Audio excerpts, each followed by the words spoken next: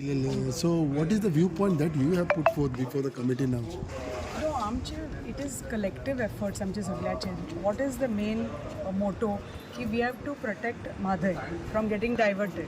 So, what WRD department and to study asa that work is stopped. There is no diversion. Kide paper aareta, kide aeta. It is up to the papers what they report and whatever. But actual ground fact is, the department had visited the site and there is no new work happening or no new diversion happening anywhere. So kide plan kela ki we will be visiting, the house committee will be visiting the site very soon, all of us, just for our peace of mind to see that actually work has stopped and the diversion is not happening. the words बर meeting में जाऊंगा से so now और जाऊना, there were various reasons, but आता ठरेला, Honorable Minister has said that every quarter we are going to be meeting, the House Committee will be meeting to decide on this. No, but don't you feel that there has been a we delay have, somewhere at least? Of course, there has been a delay, and the thing is that Supreme Court has heard the matter at least 3 times now this year.